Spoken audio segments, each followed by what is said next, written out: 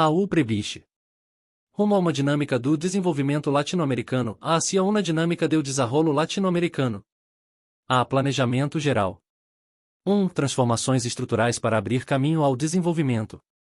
Os males que afligem a economia latino-americana não respondem a fatores circunstanciais ou transitórios.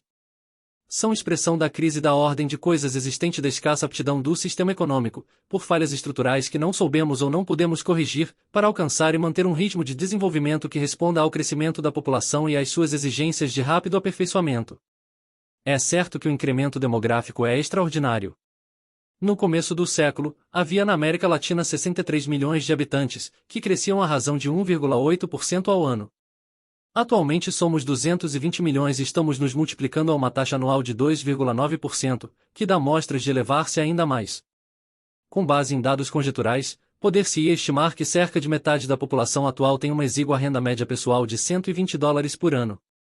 E esse vasto conjunto social representa apenas aproximadamente uma quinta parte do consumo pessoal total da América Latina, com os mais altos coeficientes de subalimentação, vestuário precário e moradias piores, assim como de enfermidades e analfabetismo, e também com as taxas mais elevadas de reprodução.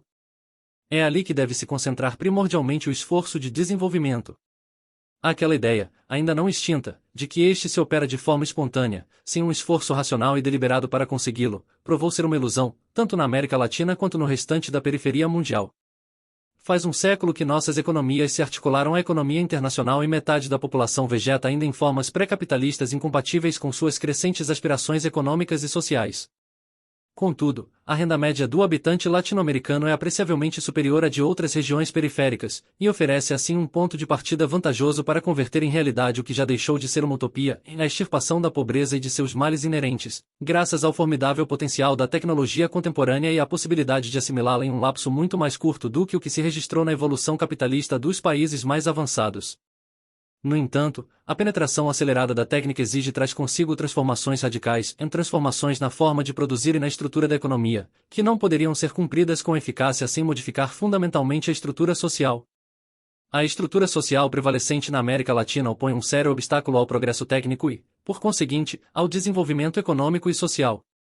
3 são as principais manifestações deste fato, e essa estrutura entorpece consideravelmente a mobilidade social, isto é, o surgimento e a ascensão dos elementos dinâmicos da sociedade, dos homens com iniciativa e ímpeto, capazes de assumir riscos e responsabilidades, tanto na técnica e na economia quanto nos outros aspectos da vida coletiva. B. A estrutura social caracteriza-se em grande medida pelo privilégio na distribuição da riqueza e, por conseguinte, da renda. O privilégio debilita ou elimina o incentivo à atividade econômica, em prejuízo do emprego eficaz dos homens, das terras e das máquinas. C. Esse privilégio distributivo não se traduz em um forte ritmo de acumulação de capital, mas sim em módulos exagerados de consumo nos estratos superiores da sociedade, em contraste com a precária existência das massas populares. Nestes tempos de incentivo ao planejamento, discorre-se muito sobre o papel primordial da iniciativa privada na América Latina e sobre a necessidade de preservá-la. Mas o que isso significa em definitivo? Trata-se de preservar o sistema presente, que comprime as forças da iniciativa individual pela estratificação social e pelo privilégio? Ou é preciso abrir-lhe um largo caminho mediante essas transformações estruturais para dar ao sistema a plena validade dinâmica de que agora carece? 2. Acumulação de capital e distribuição da renda. A prova da validade dinâmica de um sistema está em sua aptidão para imprimir celeridade ao ritmo de desenvolvimento e melhorar progressivamente a distribuição da renda. Se conseguíssemos elevar a taxa anual do crescimento da renda média por pessoa da baixíssima cifra recente de 1% para 3%, no mínimo, no conjunto da América Latina, uma política redistributiva razoável permitiria alcançar o objetivo de duplicar em 17 anos a renda pessoal daquela metade indigente da população e melhorar também, embora com menor celeridade, a sorte da população de rendas médias. Aqui se impõe a primeira medida transformadora da estrutura social, pois essa taxa de crescimento não poderia ser alcançada sem uma forte compressão do consumo dos grupos de alta renda. O contraste social é, em verdade, impressionante. Com efeito, enquanto 50% da população tem 2/10 aproximadamente do consumo total das pessoas, no outro extremo da escala distributiva 5% dos habitantes desfrutam de quase 3/10 daquele total, segundo aquelas estimativas conjeturais. Uma política de austeridade que abrangesse sobretudo este grupo social, e a contribuição complementar de recursos internacionais, tornariam possível aumentar a acumulação de capital e alcançar aquele objetivo de crescimento da renda por habitante, ao mesmo tempo que a política redistributiva se encarregaria de fazer chegar o incremento de renda obtido dessa maneira aos estratos inferiores do conjunto social. Nisto consiste essencialmente a política redistributiva. Não é retirar rendas da minoria superior para reparti-las pura e simplesmente às massas populares, pois como a renda pessoal por habitante no conjunto da América Latina chega a apenas $370, os efeitos dessa redistribuição seriam de escassa amplitude. Pelo contrário, se a compressão do consumo daqueles grupos privilegiados se traduzisse em contínuo aumento da acumulação de capital, o nível de vida daquelas massas iria se elevando com progressiva celeridade. Pela primeira vez na história, a tecnologia tornou realizável este conceito dinâmico da redistribuição, porque sem o enorme potencial que coloca à disposição dos países em desenvolvimento, a operação redistributiva seria de alcance muito breve. Assim, pois, o problema da acumulação de capital e o da redistribuição da renda colocam-se em termos muito diferentes dos da evolução capitalista dos países mais avançados. A acumulação de capital operou-se ali primeiramente, e depois veio a redistribuição gradual da renda. Em contrapartida, ambas as exigências colocam-se agora, e têm que se colocar, de forma simultânea, sob a crescente gravitação política e sindical das massas. Não há outro modo acessível de responder a estas duas exigências que atacando diretamente uma das contradições mais relevantes no desenvolvimento latino-americano, a notória insuficiência da acumulação de capital exigida pela tecnologia contemporânea diante do módulo exagerado de consumo dos grupos de alta renda. Aqueles estratos superiores a 5% da população, que abrangem cerca de 3/10 do consumo total da América Latina, têm um consumo médio por família 15 vezes maior que o dos estratos inferiores a 50% da população.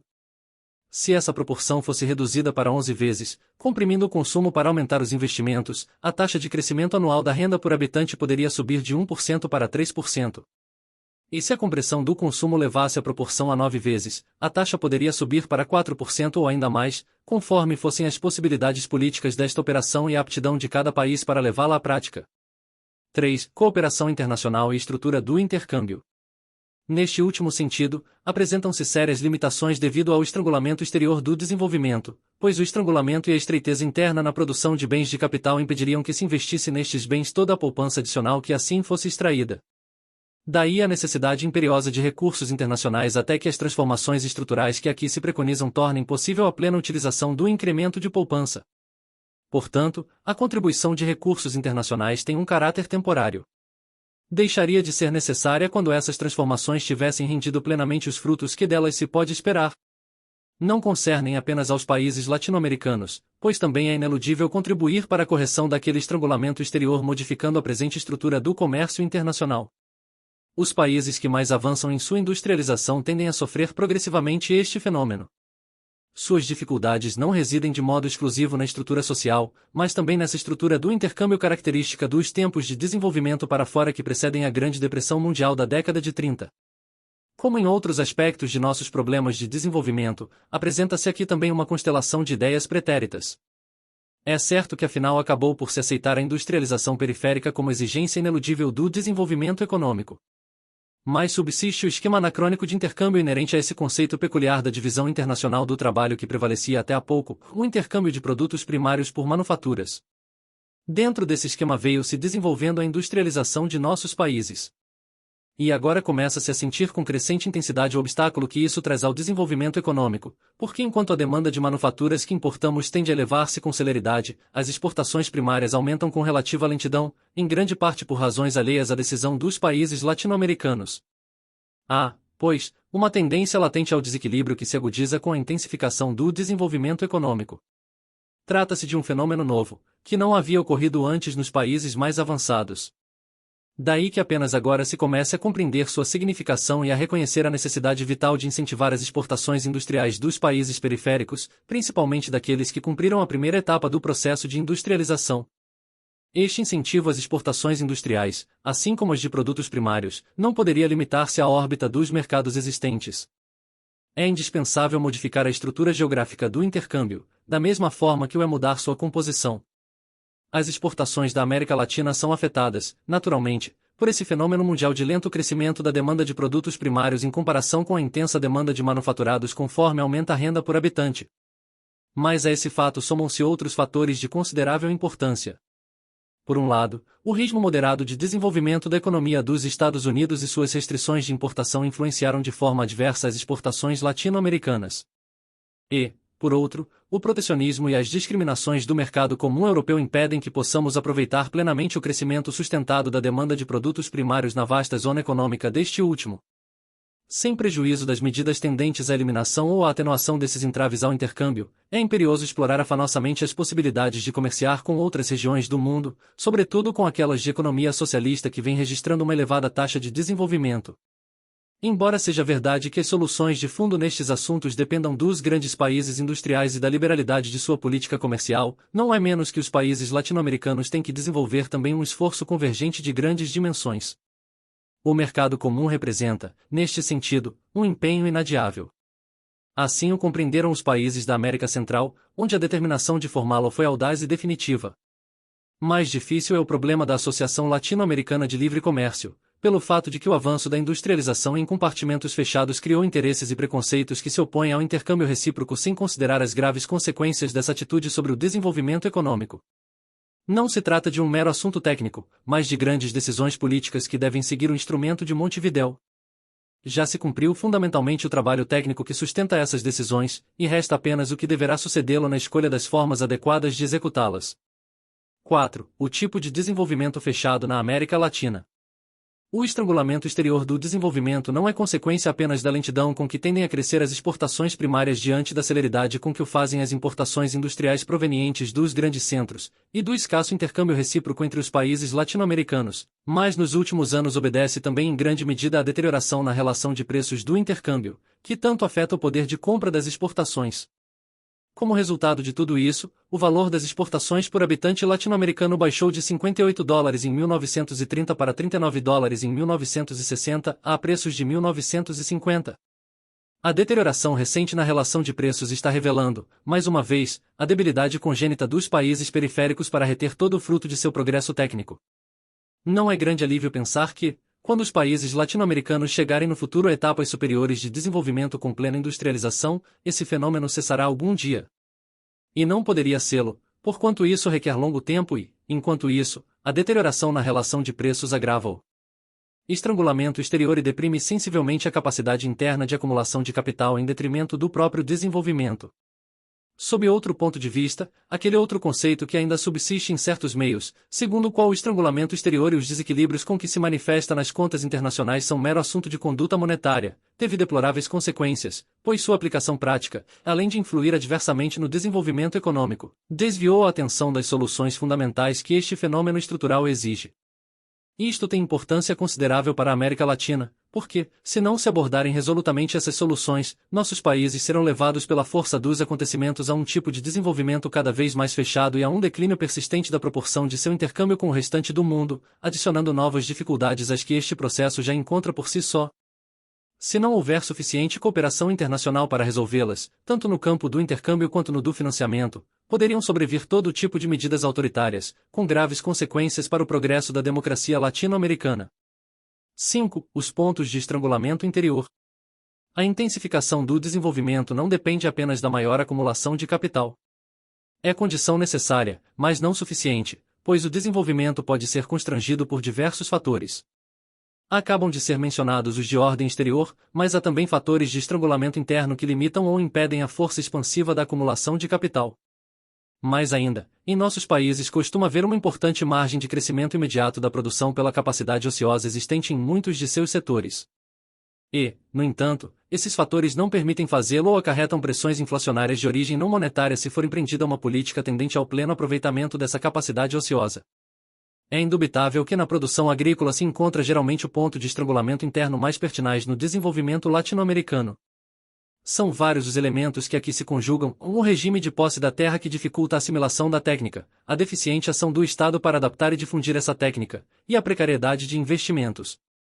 Por melhor que se resolvam esses três problemas, se não forem oferecidos incentivos suficientes aos produtores, a aceleração do desenvolvimento poderia encontrar o obstáculo mais sério na agricultura, e assim ocorreu em diversos países, qualquer que seja o seu sistema econômico.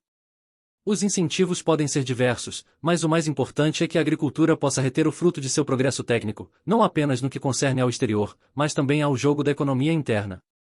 De outro modo, não poderá ser estreitada gradualmente a considerável lacuna que existe entre a renda média rural e urbana. Em realidade, boa parte da metade indigente da população encontra-se no campo. Se refletirmos bem, o crescimento para fora de outros tempos, em torno daqueles característicos enclaves estrangeiros que não irradiam o progresso técnico para dentro, rompe a primitiva integração pré-capitalista do campo com as cidades. E a industrialização não corrige, mas antes tende a acentuar essa lacuna, agravando essa dicotomia econômico-social. É preciso agora empenhar-se em corrigi-la. O motivo desta acentuação não se encontra apenas nos fatores estruturais do campo, mas também na insuficiência dinâmica do desenvolvimento interno, que não estimulou a elevação das rendas dos produtores agrícolas. Mais ainda, sobre os ombros destes tende a recair uma parte importante do custo da substituição de importações, a proteção exagerada e o custo de comercialização abusiva, bem como dos benefícios sociais e outros serviços do Estado de que mal desfrutam os trabalhadores rurais por carecerem de força sindical e articulação política. Continuam sendo clientelas negligenciadas dos homens influentes na política urbana. Não se examinaram ainda em profundidade todas as consequências que estes fatos tiveram sobre a migração do campo para as grandes cidades latino-americanas, manifestação grave e impressionante de desequilíbrio econômico e social. Não resta dúvida de que essas migrações têm que ocorrer, como tampouco resta dúvida de que o maior progresso técnico do campo tenderá, em geral, a dar-lhes mais impulso. Mas por que a população deslocada há de se concentrar nessas grandes cidades? Por que não permanece no contorno rural, em populações pequenas e médias, ocupada em indústrias e serviços que satisfaçam em parte as necessidades do próprio campo? Por quais razões se observa na América Latina este crescimento extraordinário das grandes cidades, em detrimento das médias e pequenas, fora de toda a proporção com o que ocorreu nos países mais avançados? Estas perguntas não poderiam ser respondidas satisfatoriamente na falta de criteriosas investigações. Mas talvez tenha tido muita importância neste fenômeno a debilidade da demanda rural ou, em outros termos, a concentração da demanda das grandes cidades por obra daqueles fatores estruturais e elementos adventícios mencionados acima. E, como em outros fenômenos sociais, não surgem reações corretivas, mas um movimento em espiral que se reforça continuamente a si mesmo, pois, ao congestionarem-se assim as cidades grandes, a demanda nelas concentra-se ainda mais, provocando um novo impulso a esse congestionamento. Por onde caberia concluir que a redistribuição geográfica da renda também tem grande importância social. 6. Por que reger deliberadamente as forças do desenvolvimento? As páginas deste relatório estão penetradas por uma ideia dominante, e a América Latina tem que acelerar seu ritmo de desenvolvimento econômico e redistribuir a renda em favor das massas populares. O cumprimento deste objetivo não poderá ser adiado indefinidamente, nem caberia esperar que o desenvolvimento econômico se apresentasse primeiro e depois sobreviesse, como consequência natural, o desenvolvimento social. Ambos têm que ir se cumprindo de modo compassado. Para consegui-lo, é preciso atuar racional e deliberadamente sobre as forças do desenvolvimento, e este não poderá ser o resultado do jogo espontâneo dessas forças, como aconteceu na evolução capitalista dos países avançados.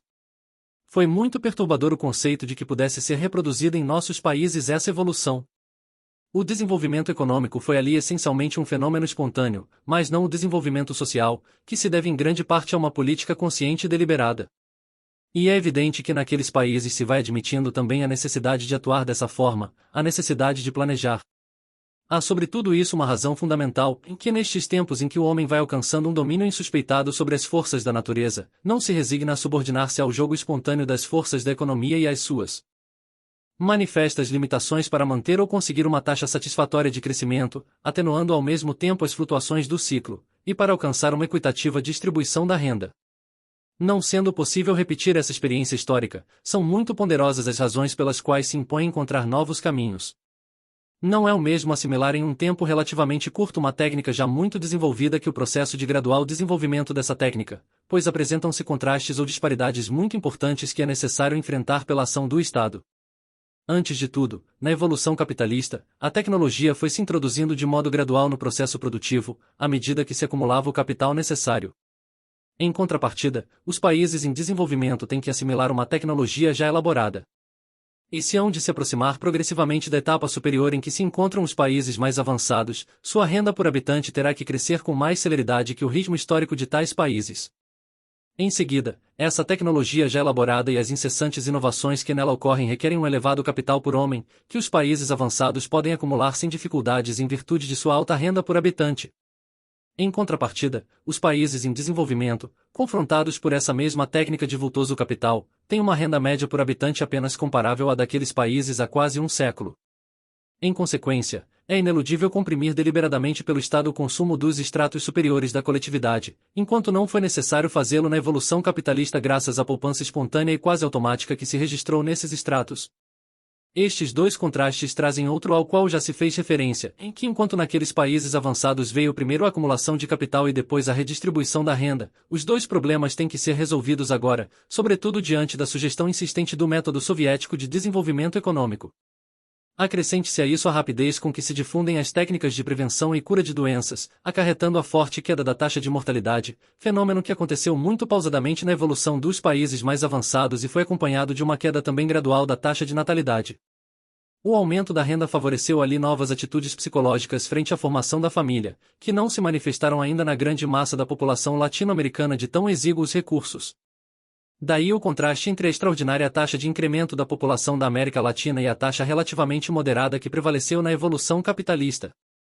Essa taxa elevada de crescimento demográfico impõe um esforço mais intenso de acumulação de capital e contribui para agravar o contraste entre a abundância persistente de mão de obra em nossos países e a técnica que temos que assimilar, técnica que foi elaborada em grandes centros industriais impulsionados pela crescente escassez daquela. Finalmente, é preciso mencionar aquele outro contraste ou disparidade da demanda de importações e exportações, que tampouco ocorreu no passado.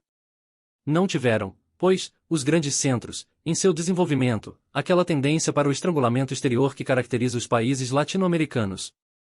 Superar esses contrastes e promover o desenvolvimento impõe três formas de ação do Estado. Antes de tudo, as transformações na estrutura social com o fim de eliminar os obstáculos que se opõem ao desenvolvimento e que consiste essencialmente em empregar a fundo o potencial de poupança, estimular o aproveitamento intensivo da terra e do capital e liberar o enorme potencial de iniciativa individual que agora se desperdiça, dando ao sistema sua plena validade dinâmica. Essas transformações na estrutura social abrem caminho para outras na forma de produzir e na estrutura da economia, transformações inerentes ao processo de extensão e assimilação da tecnologia contemporânea. Por último, a ação do Estado é indispensável para que, a favor do incremento da renda que essas transformações trazem consigo, se corrijam progressivamente as grandes disparidades distributivas.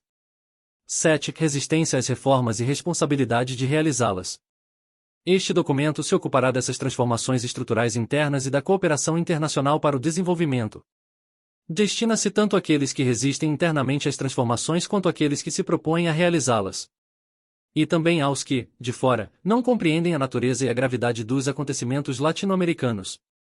Aos primeiros, gostaríamos de demonstrar a necessidade ineludível de introduzir essas transformações na estrutura social para que a forma de produzir e a estrutura da economia possam responder às exigências do desenvolvimento. Se lhes preocupa preservar intangível sua posição na escala distributiva, gostaríamos de ressaltar-lhes a impossibilidade histórica de prolongar a contradição entre o considerável potencial de capitalização que se desperdiça com seus módulos de consumo e as vastas necessidades de acumulação de capital. E se lhes concerne o curso futuro da democracia, é preciso sugerir-lhes que nada poderá fortalecê-la mais na América Latina que a mobilidade social, o surgimento e a ascensão dos elementos dinâmicos da sociedade, em virtude daquelas transformações, e que a resistência pertinaz em realizá-las poderia forçar outros homens igualmente inspirados a prescindir do jogo democrático para alcançar este propósito, movidos talvez pela ilusão de recuperar, com o transcurso do tempo, as oportunidades de sã evolução democrática que se teriam perdido desta maneira na contenda social. Aqueles que se propõem realizar estas transformações têm diante de si uma tremenda responsabilidade. Está se acumulando na América Latina uma força emocional considerável, a força emocional dos grandes movimentos coletivos. É preciso canalizá-la para claros desígnios construtivos. Não se constrói sem cálculo nem racionalidade. Mas tampouco se tomam decisões audazes, as decisões audazes que nossos países exigem, sem o impulso dessa força. A prova definitiva de eficácia final estará na aptidão dos dirigentes para combinar estes elementos na política de desenvolvimento. É preciso ter sempre presente o risco de desperdiçar tais transformações e a ação que deve sucedê-las se forem perdidos de vista os objetivos fundamentais. Não haverá transformações valiosas na estrutura da sociedade se se tratar simplesmente do acesso de novos titulares aos privilégios existentes ou se forem adicionados novos privilégios ou prebendas. De resto, é necessário que se compreenda dentro de nossos países e fora deles que nos encontramos em tudo isto diante de novas exigências. Na evolução capitalista não se impunha uma política de desenvolvimento, pela espontaneidade do próprio processo. Essa evolução não poderia ser reproduzida entre nós. É natural que fora se pense não apenas na possibilidade, mas na conveniência de seguir o caminho que levou tais países a resultados impressionantes. Mas, infelizmente, isto conduz frequentemente a atitudes muito lamentáveis, mesmo naqueles que estão movidos por sincero espírito de cooperação, pois há também os que esperam da cooperação internacional certas virtudes de influência política que, embora pudessem ser eficazes em tal ou qual situação temporária, resultariam contraproducentes a longo prazo. A única significação política admissível dessa cooperação, do ponto de vista latino-americano, é contribuir para que se torne politicamente realizável um intenso esforço interno de desenvolvimento. 8. Um sistema de ideias e novas atitudes. Tudo isto apresenta uma nova problemática para a América Latina, muito diferente da que se havia colocado às gerações anteriores. Em plena depressão mundial não sabíamos em que consistia o problema do desenvolvimento latino-americano e dominava a ideia simples de restabelecer a normalidade, de voltar ao passado. Há 15 anos, já podíamos definir de certo modo essa problemática e indicar com grande convicção algumas soluções fundamentais. E hoje se avançou suficientemente para elaborar um sistema de ideias, uma concepção dinâmica do desenvolvimento econômico e social que conduz à ação prática. É preciso agora promover sua discussão pública e chegar especialmente aos dirigentes políticos e sindicais. É necessário superar a indigência ideológica prevalecente em nossos países nestas matérias, essa proclividade secular a buscar fora o que é alheio em grande parte à realidade latino-americana e às suas exigências. Se essas ideias que nós, os economistas latino-americanos, viemos elaborando devem servir para guiar a ação do Estado sobre as forças do desenvolvimento, será preciso apresentá-las de forma clara e acessível. Não há nada em matéria de desenvolvimento que não possa ser exposto com simplicidade, embora sua elaboração tenha exigido raciocínios complicados e procedimentos matemáticos para pensar melhor, não para pensar menos. Nós, os economistas, temos que adquirir essa aptidão para nos fazermos compreender, e se não conseguirmos que nos compreendam, será melhor atribuí-lo à nossa própria confusão, antes que a limitações alheias. Com efeito, se o pensamento não é límpido e diáfano, deve-se geralmente ao fato de não termos pensado bem ou de que em nós reste algum resquício daquela atitude que costuma buscar no esotérico elementos de prestígio intelectual. Ou talvez na confusão se envolva o jogo de interesses econômicos ou políticos, ou essa confusão seja efeito de certa inclinação para o pensamento indefinido a fim de eludir a responsabilidade de posições claras. Também aqui nos encontramos com um problema novo. Não havia necessidade de discorrer perante a opinião pública sobre o desenvolvimento quando este se cumpria por seu próprio impulso na evolução capitalista. O problema da acumulação de capital não tinha por que ser elucidado ali, se resolvia espontaneamente. Este é, sem dúvida, o problema primordial do desenvolvimento latino-americano. Admitido que se devam tomar medidas muito firmes para aumentar o caudal da poupança, será preciso assegurar também que os recursos assim obtidos sejam dedicados efetivamente ao acréscimo do capital e que este capital se oriente para alcançar os objetivos do plano de desenvolvimento. É preciso prevenir nisto um risco persistente. As tensões sociais destes tempos induzirão mais de uma vez ao emprego de uma proporção exagerada desses recursos na melhoria do consumo atual ou na realização de investimentos sociais de bem-estar imediato, em detrimento dos investimentos econômicos, de bem-estar posterior, embora não distante. Ceder a essa pressão faria fracassar irremediavelmente o objetivo social de aumentar de forma intensa o nível de vida das massas. Há algo mais do que isto ainda. Os gastos militares absorvem frequentemente uma proporção apreciável da renda global, em detrimento do desenvolvimento econômico. E cabe propor perguntas de grande significado a este respeito, e a evolução da tecnologia militar não requer também uma revisão profunda dos conceitos vigentes? Trará isso consigo o aumento desses gastos? Ou será possível que essa tecnologia e a limitação de armamentos permitam reduzir os efetivos, aumentar sua eficácia e diminuir, ao mesmo tempo, a proporção desses gastos em favor do desenvolvimento econômico? Apresenta-se em tudo isto, e pela primeira vez em nossos países, um campo muito dilatado para a formação da consciência popular do desenvolvimento. Não se trata apenas das grandes ideias, dos grandes desígnios que cativam a imaginação das massas. A prática do desenvolvimento oferece, da mesma forma, possibilidades muito diversas de orientar o impulso coletivo para a realização de numerosas tarefas concretas de um plano de desenvolvimento. Há manifestações perceptíveis em nossos países de um enorme caudal latente de entusiasmo e iniciativa que não está movido tanto pelo interesse pessoal, mas sim por um sentido comunitário, que a mulher latino-americana está demonstrando também com sua crescente participação na vida política e social. De resto, a ação comunitária, como movimento cooperativo, permitirá simplificar a ação do Estado, cingindo-a ao manejo eficiente dos recursos do sistema, sem penetrar em tudo aquilo que os indivíduos podem realizar melhor com sua própria iniciativa e responsabilidade, pois o Estado já está tomando sobre si funções muito delicadas no planejamento do desenvolvimento. Não se encontra, geralmente, preparado para cumpri-las nos países latino-americanos e aqui também se impõem grandes transformações, se o Estado há de assumir novas e difíceis responsabilidades.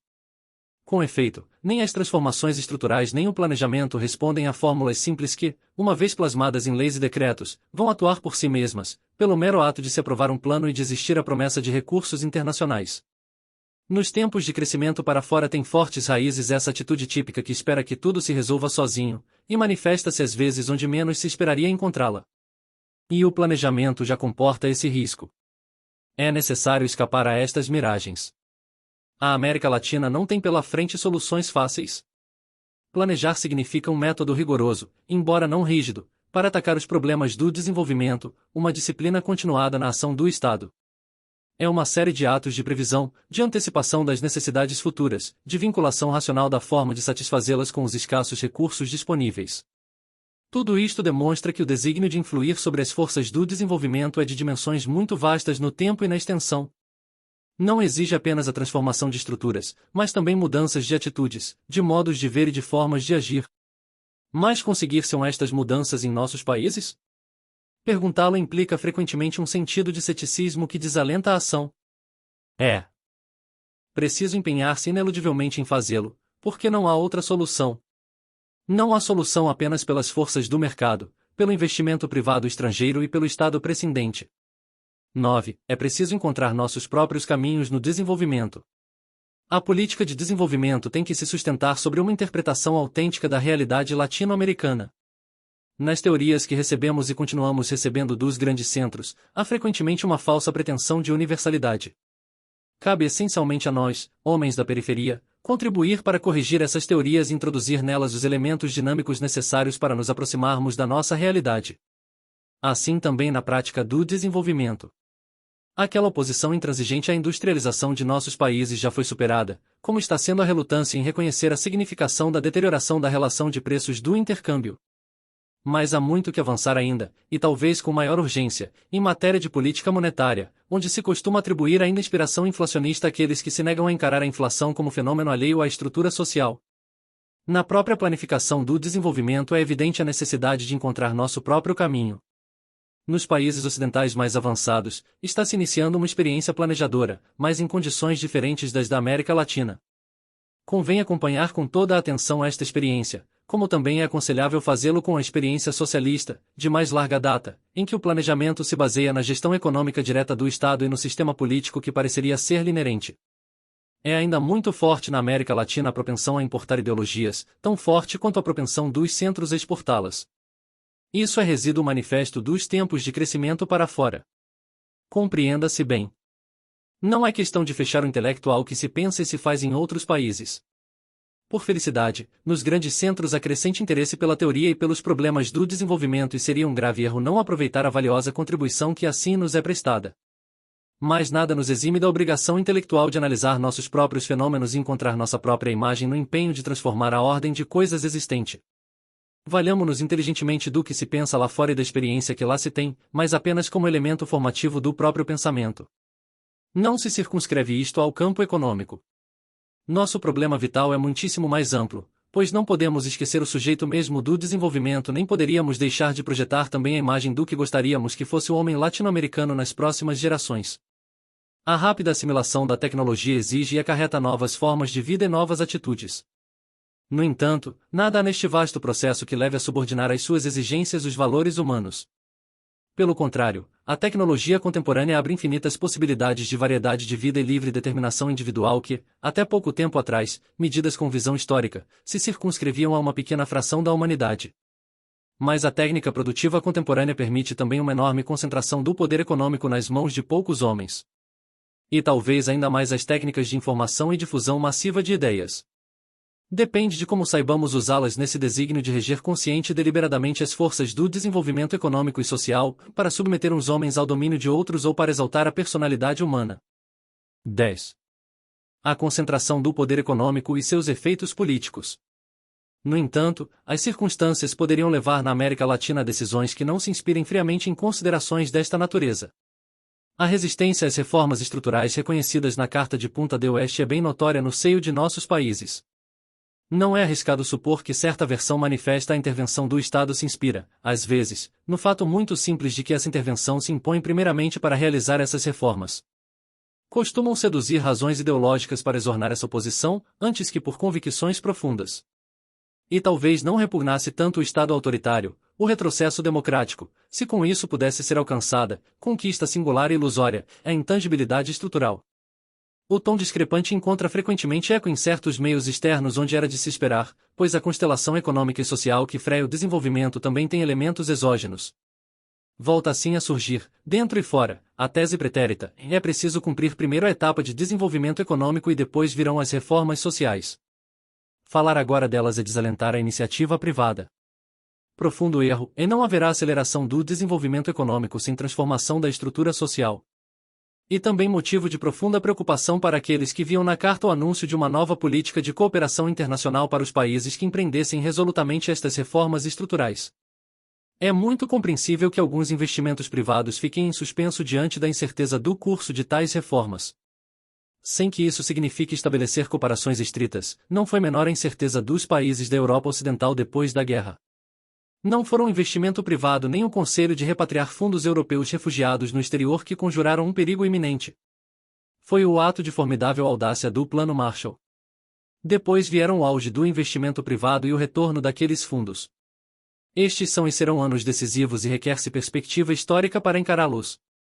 Se, pelo risco de desalentar momentaneamente o investimento privado, fossem adiadas as reformas ou se lhes privasse de substância, nem por isso se criaria uma atmosfera favorável ao investimento privado estrangeiro.